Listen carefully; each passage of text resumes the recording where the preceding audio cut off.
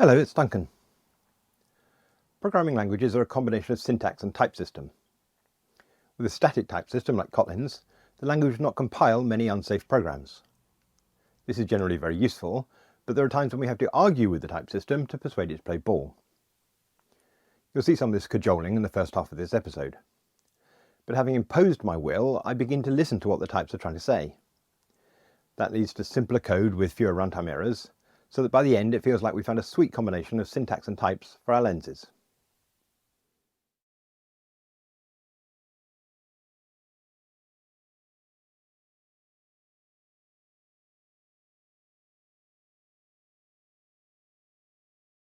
We left the last episode parsing our JSON into maps, where a map represents a JSON object. So we'd have a map with a name, key, and a string value, and so on. And where a JSON object has another JSON object as a property, we'd have another map. So we'd have a display name, which is a map with a key of text and international magic shop and language code to a value of EN. And our lenses allow us to describe a path through this JSON. So from a place to a display name to a text. And we do that by composing lenses, and they're here. So we have a lens of PropertySet to extract the display name. PropertySet is the name we're giving to these maps. And then here we're saying there's text and we expect that to be a string. So that would drill down through a place at list level through display name to text to extract this. And we can get and set values in these nested maps through our lenses. And the question we're left with is, what happens if we don't have a display name node here? So going back to our lens, that would be a nullable property set here. But if we do that, then this doesn't compile, because our and then function here in lenses, which composes one lens with another, this lens here, it is a lens where the subject is a property set, not a nullable property set. So the lens we get out of here is a lens of property set, not nullable property set. Now we could try and solve this problem by making this return a lens of nullable property set. But if we do, you can see the compiler says, well, this may be null, and if it is, what do we return? And the answer is, well, we could return null if this R was nullable, but generally this R isn't nullable. So we're in a bit of a catch-22 situation. We might be able to solve the problem this way, but I'm going to try a different tack and see how we go.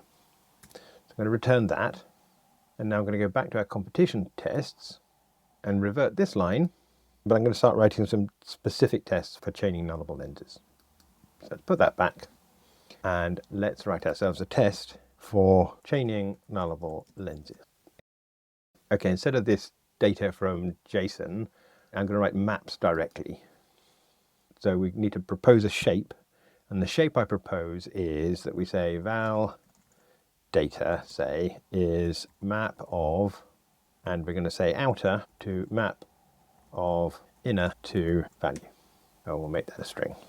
So that's a completely populated data. In fact, let's call it that.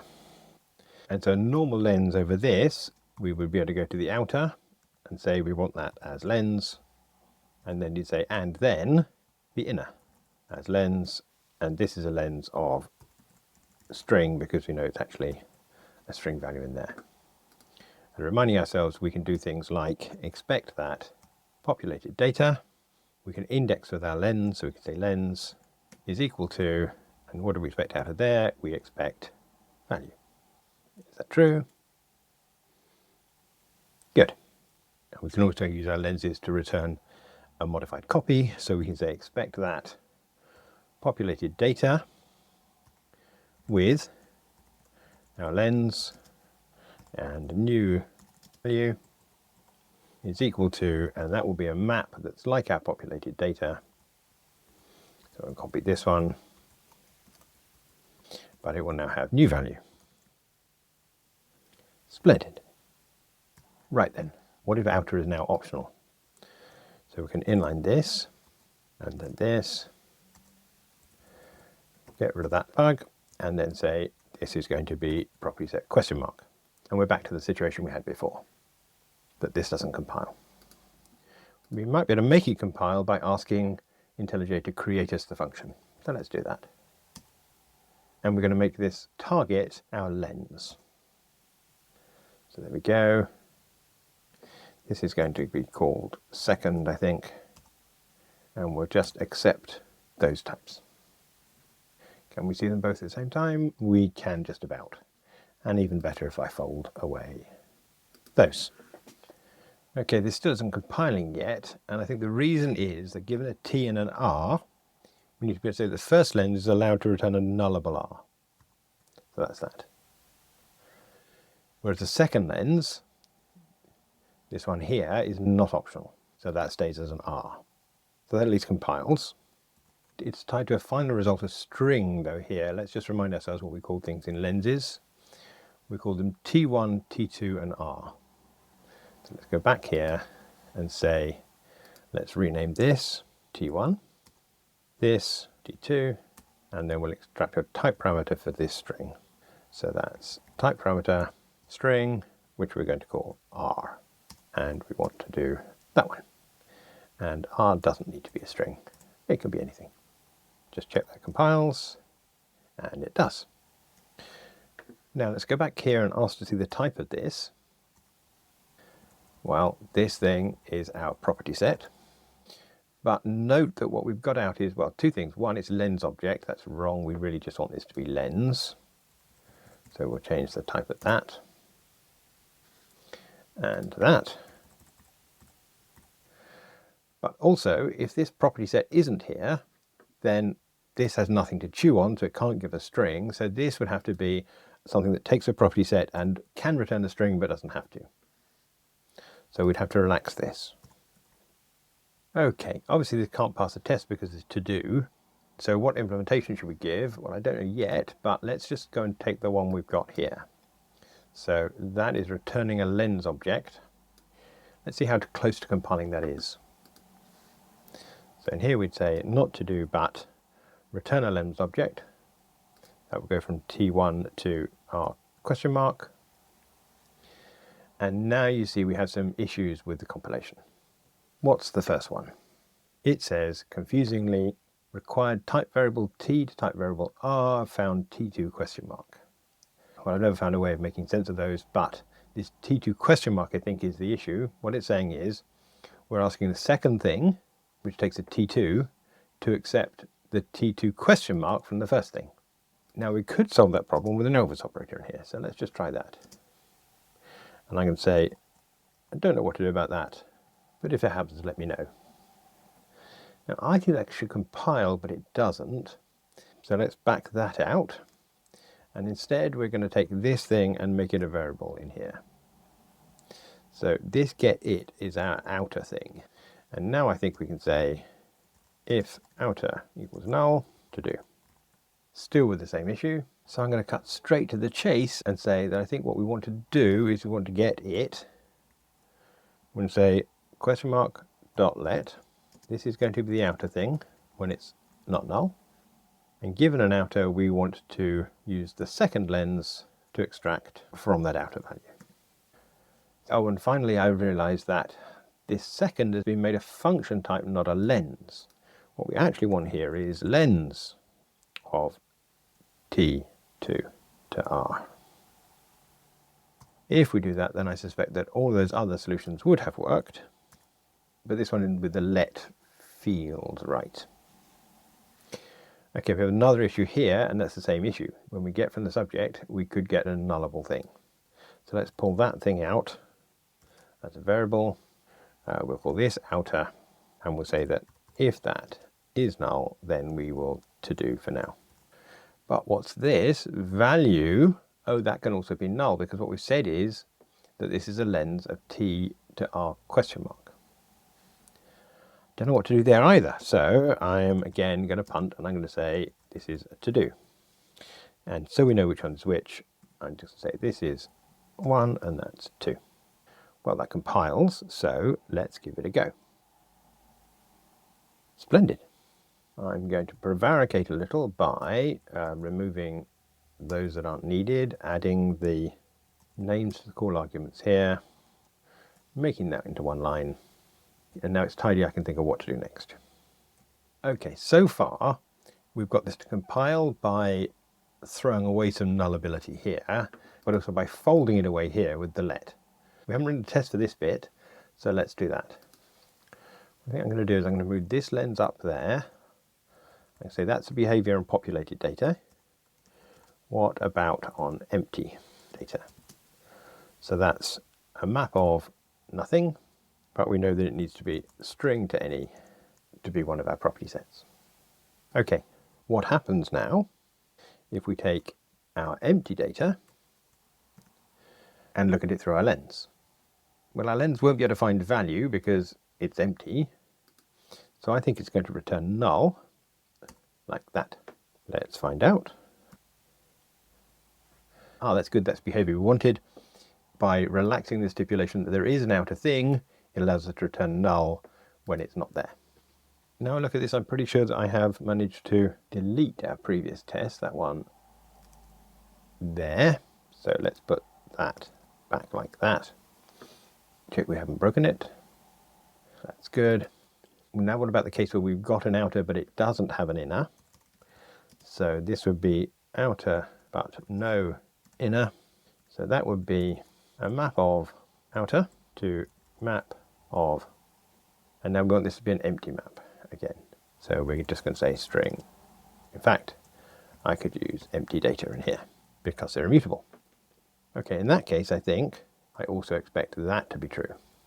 So when there's an outer but no inner, we also expect to return null. Is that true? Oh no. Now what's happened there? Let's have a look. Remembering no such element, key inner is missing in the map.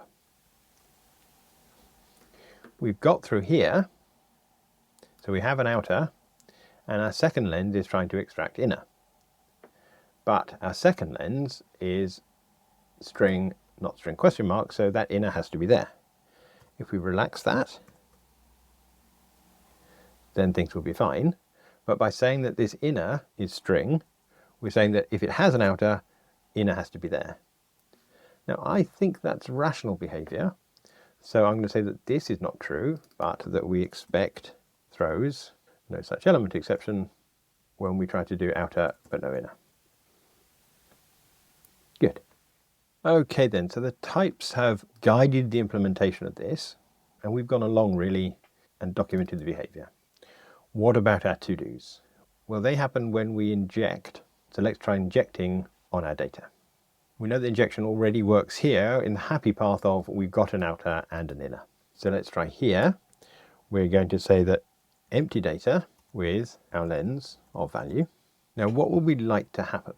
I'm going to say expect that is equal to, and what we'd really want is in fact this thing here, as if we'd populated everything. Does that happen? No, it doesn't. And we fail with this operation not implemented 1. So that's this case here, where we're trying to get the outer thing. It doesn't exist. So that's null, and so we get an exception here. Can we make that behavior happen? Well, maybe, but I think it would be difficult. So basically what we'd have to do is we'd have to go to the first lens and ask it to make a space for the second. Now with property sets that are maps, that might be doable. But with our other lenses, which are data classes, we need to be calling a no argument constructor on a data class, or at least a constructor that only uses the one property that we're trying to populate. That sounds doable, but beyond my pay grade, to be honest with you. So I'm going to say that, in fact, the behavior here, if we try and populate in this case, is an error.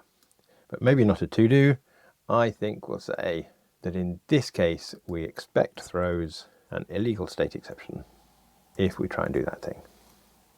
Now, what message do we want? Bearing in mind that we don't have the names of anything in here, I think maybe the best we can do is to say something like no parent found. And we're injecting, so let's say to inject into to give some context. Run that. And now the issue is that our failure is the wrong one, so we'll remember this. And here we'll say error with that message to get things passing. Okay, then what about this second to do here? We might be able to find that if we were to try to inject into our outer but no inner. So let's try see what we get. If we say outer but no inner with our lens, and We've got nothing there at the moment, so let's just say value. Let's see whether that gives us our exception. Ah, no. Okay then. So it must give us something then. Let's say expect that outer but no inner is equal to, well, the best that can happen, I think, is that it does get populated. That's effectively this thing, but with value inside it. Does that happen? Oh, it does. Good. I do like it when a plan comes together, but it means that we still hadn't found this to do here. Looking at it then, this happens if value here is null. We haven't actually tried to set value null, but setting value null is a thing we can do because this lens is the lens of PropertySet to nullable string. So let's try and tease that out. Let's try this one here, but we will set null into it. In which case we would expect that. Is that true? Ah, here then we found our second to-do. Now this leaves us with a bit of a problem because we've started here with an inner lens that says that its type is non-optional string, but we've asked it here to set a null. Again, I think, had we said that this could be lens of question mark, then that would pass. Or at least it could, had we not put this in here. So if we're going to respect the second lens, I think we need to error here. And the question is, what excuse are we going to give? And I think the answer is, we're going to say this is an error. And it's an error because we cannot remove the parent to inject null. That really is weasel words, isn't it? But at least it's a unique string that we can grep for. So let's take that. And we're going to put this back to string, not question mark.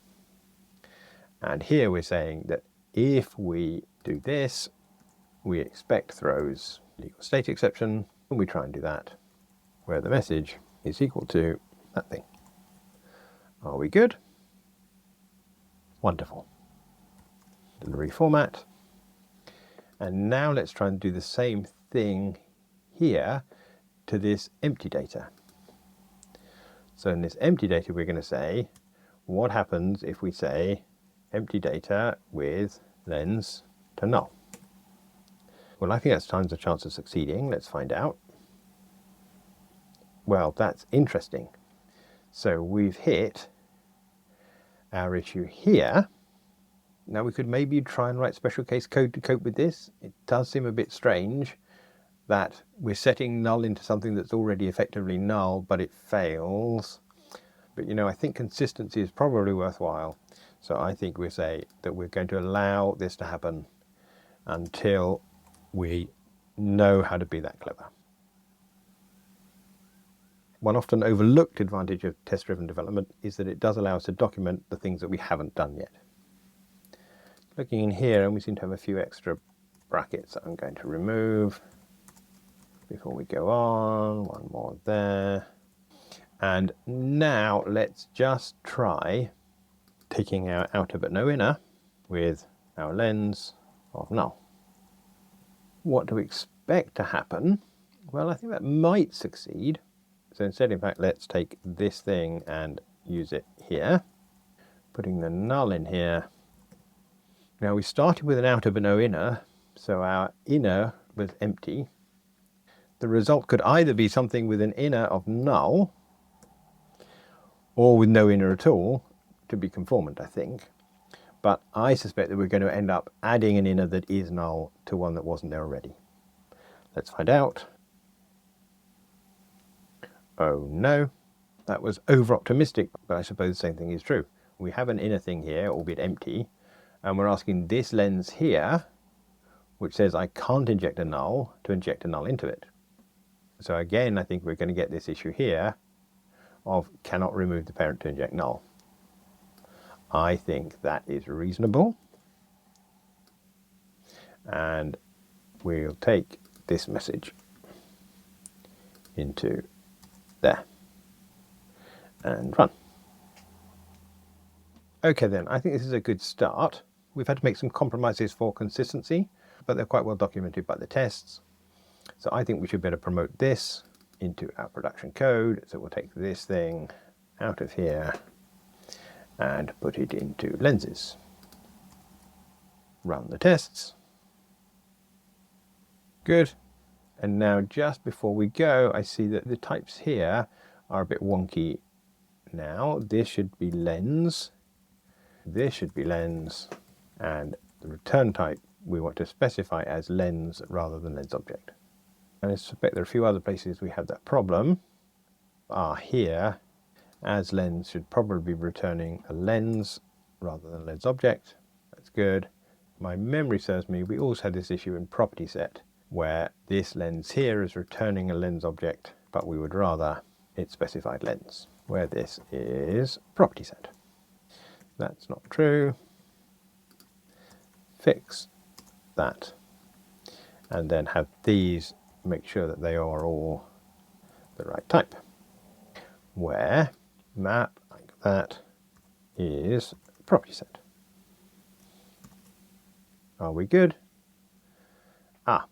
Now it turns out that we are told that our to and thens had the same signature, and I think maybe we'll solve that problem by saying this one's JVM name is, and then maybe. Good. Commit that with chaining nullable lenses. And IntelliJ is going to keep on lying to us about property sets. Okay then. A couple of times there, we've noticed that things would be easier if we said that our second lens here had to declare that it was nullable. We've kind of got it working when it's not, but we've had this issue of having to remove the parent and so on. It's all a bit icky. So let's pull on that thread and see where it takes us. I think what I'm going to do is I'm going to duplicate this function altogether and call it chaining nullable lenses 2. And the place we want to start here is a nullable outer thing and a nullable inner thing. Let's see what effect we have if we just run the tests. And interestingly, we have a success where we expected a failure. Where's that? Well, it's not telling us very well, is it? Competition test 295, inline function call site, I suppose here. There we go. Expect throws no such element exception, outer but no inner. Well, that's the place where we allowed the second lens to just do its job, but our second lens is now able to extract a null, and so this doesn't happen. So in fact, this now, we can just change the behavior. When we have a nullable inner lens, this is just expect that outer but no inner on the lens is equal to null. Any more issues? No, that's good. But I think we should be able to do better with that implementation. Now we've changed the signature. Let's go and get the one we've got. That's this one here. And I'm going to copy it into here so we can look at it in one go. And I'm just going to put it inside the test for now so that it's close by. And now the one that we want to call, this one here is binding to this one. That's good. But now we're going to say that this is going to take a lens that extracts a nullable R. So that's R question mark. Check that it's all good. And it is. And now this value here may be null, but this second inject here should allow a null. So I think we should be able to get rid of this bit here. And indeed it does compile. Let's run it. And it failed, but it fails because some things have started working. So let's look at the first one of those. Well, we suspect it's going to be this one because we've just removed that error message. So I think that this isn't going to be a legal state exception, it should just work. In other words, we should expect that. Don't know what's happening there, IntelliJ. If we take our populated data is equal to, and what have we done? We removed it from the parent. Well, actually we set it to null in the parent. So what we expect to see is effectively this with inner to null. I think. Is that true? Well, I hope it is, and that we've moved our failure on here. That would be here. So now we expect that outer but no inner with null is equal to, and again we should just be setting null into our inner. That turns out to be true. So given that we've got nicer behavior, if we relax this constraint here, let's take this, I think, and put it into our production code. That, and then put it into here, and then maybe 2, I don't know. But we have a problem, and that's that these two functions are identical except for this second lens here, one taking an R and one taking an R question mark, and the compiler just doesn't like that. Now then, we could name this and then banana or something like that, go back in here, and then this would be, and then banana. Does everything pass? It does, good. But that then gives us the issue of what really to name this. How do we distinguish between this version and this version? And that begs the question, is this version reasonable at all, given all the runtime errors we've had to introduce in order to support it? And I think, the answer is that it's not. That if you're allowing an outer property to be null, then you have to specify the inner property as null, or at least nullable. I'm going to reflect that by renaming this one to be delme, but not override the other one.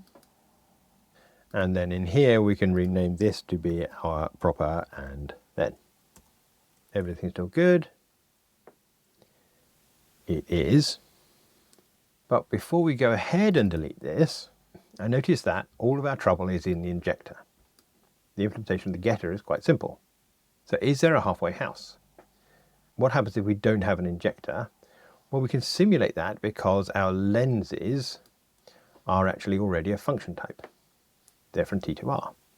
So we can go back here and say that the return type of this is T to R question mark, rather than our lens, and in this case T1. Okay, in our competition test now, this combination is no longer a lens, it's just a function. Well, let's just fix that up. There we go. But now we're just a function. We can't be used to update, only extract, so we can't use this with. But I think that's okay. We could just say that's not a thing we can do, let's get rid of them. So we can't do that and that. We can't do that and that. And we can't do that and that. Is that true? It is. And now we can go back to lenses and we can simplify this implementation. So instead of returning a lens object with a getter and an injector we're never going to be able to use, we can just simplify this to be the getter. Is that true? Get rid of that comma, and all that. Splendid. And now we're just a getter. We're currently centering a function on a lens and take a lens, but if here, instead of saying get, we use the invoke, so this would be this dot invoke, and the second getter would be second dot invoke. That's still good. And now we can replace this lens with a function that takes a T1 and returns a T2 question mark. That's the receiver. And the other side can also be a function. So that will be a function that takes a T2 and returns our R. Is that still true? It is, good. And now I think this deserves the name and then. Now they're function types, I don't think that's going to clash with this one here. And this one we can just call and then maybe. So this is really quite fundamental and just works on functions. This works on lenses and this works on lenses, where the first one may yield nothing. Is that all true? Phew. So back here, I think what we discovered is this is chaining nullable functions, and this is chaining nullable lenses. I think that by listening to the types, we've come up with a good balance of usability and functionality, that these things are as type safe as is reasonable, but we'll have to use these lenses in anger to find out whether I'm right. I'm going to commit this with chaining nullable lenses part 2. Ignore that issue. and I must say that I'm quite pleased with the way these lenses are turning out. One thing they don't do well though maybe is error messages. We're not getting a lot out of here, so maybe that's a thing we'll look into next week. If you'd like to see that episode, then please subscribe to the channel, like this video so that YouTube keeps on showing them to you, and maybe fund more of this work by buying a copy of the book that I wrote in that price called Java to Kotlin, a Refactoring Guidebook, details of which are in the show notes below. Thanks for watching.